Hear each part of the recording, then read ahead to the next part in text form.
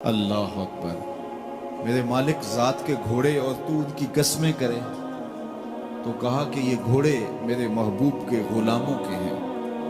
اللہ اکبر۔ محبوب کے غلاموں کے گھوڑوں کے پاؤں سے لگی ہوئی کھریوں کے ٹکرانے سے، پتھروں سے جو شرارے نکلے رب کو وہ بھی پسند ہے۔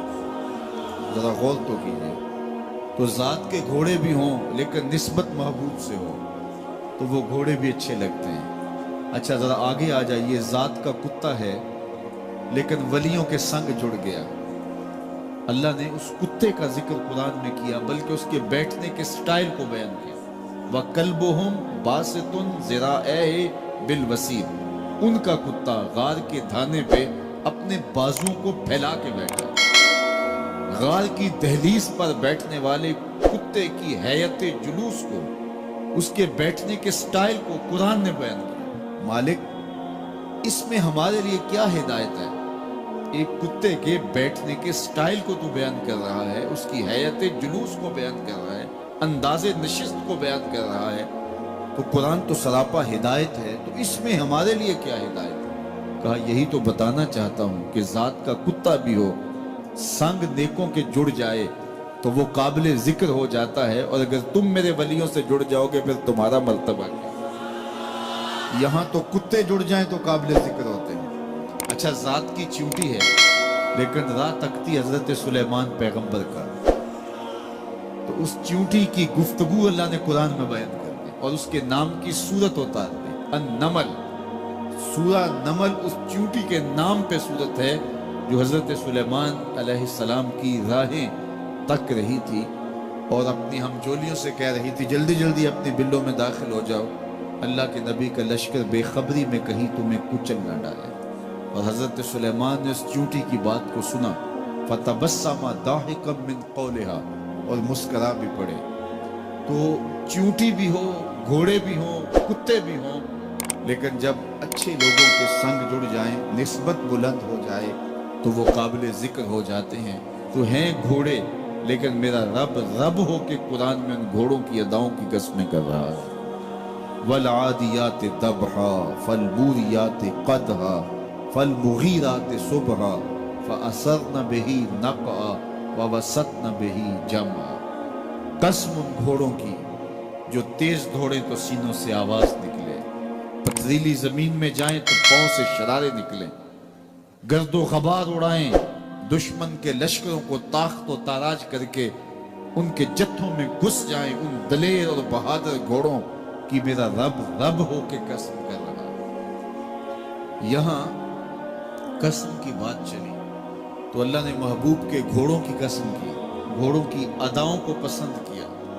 محبوب کے غلاموں کے گھوڑے، ان کے پاؤں سے لگی ہوئی کھریوں سے ٹکرانے والے پتھروں سے نکلنے والے شرارے، رب کے وہ بھی محبوب۔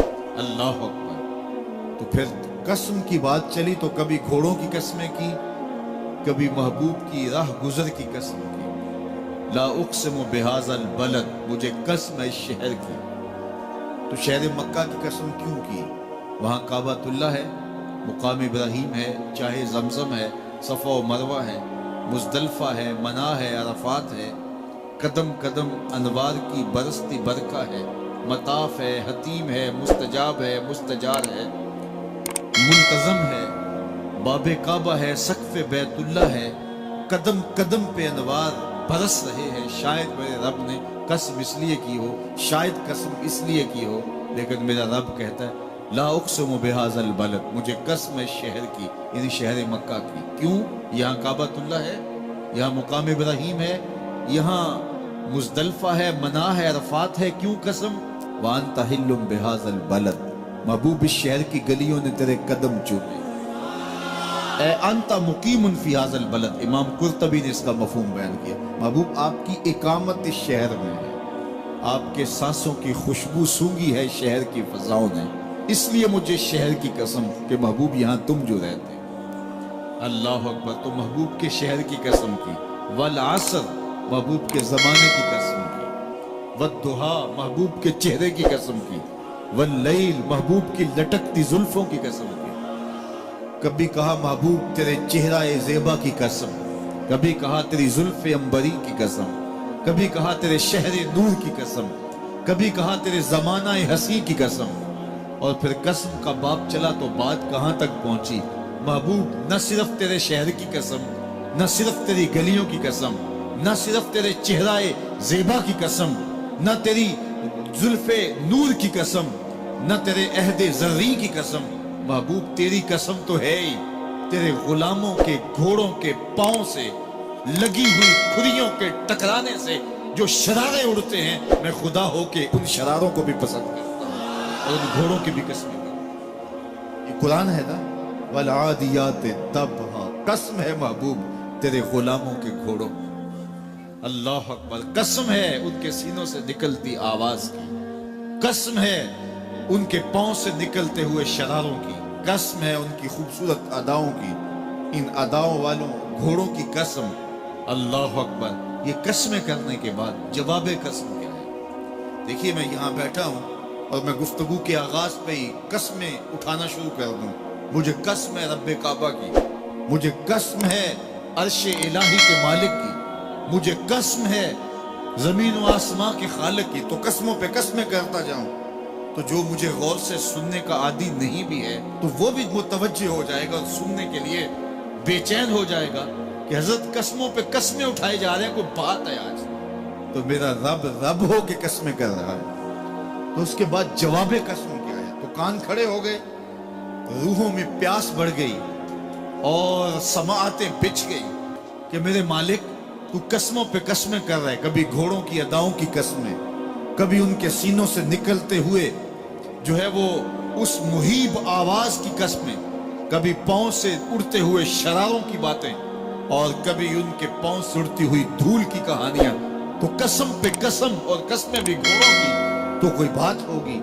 تو ایک دم کان کھڑے ہو گئے تو جواب آیا، ان الانسان لربہ لکنود، بے شک انسان اپنے رب کا ناشکر ہے، انسان اپنے رب کا ناشکر ہے۔ قسمیں گھوڑوں کی ان کی اداؤں کی اور ناشکر حضرت انسان کو کہا۔ یہ کتنی لطیف چوٹ تھی جو حضرت انسان کو ماری گئی۔ یا اللہ ہمیں ناشکرہ کہنا تھا تو کہیں اور مقام پہ کہہ لیا جاتا۔ گھوڑوں کی تو قسمیں کرے اور ہمیں ناشکرہ کہے، گھوڑوں کی قسمیں ہو رہی ہیں اور انسان کو ناشکرہ کہا جائے، انسان کو ناشکرہ کہنا تھا تو کسی اور موقع پہ کہہ لیا جاتا۔ کہا یہی تو سمجھانا چاہتا ہوں کہ چم میٹھا نہیں ہوتا، کم میٹھا ہوتا ہے۔ تو ذات کے گھوڑے بھی ہوں لیکن کام کریں تو مجھے وہ بھی اچھے لگتے ہیں، اور تم انسان بنے ہو، نقوش بڑے اچھے ہیں، قدے رانا رکھتے ہو، جھیل جیسی آنکھیں ہیں، اور تم چلتے ہو تو قیامت چلتی ہے، لیکن مجھے تم اچھے نہیں لگتے اگر تم ناشکرے ہو۔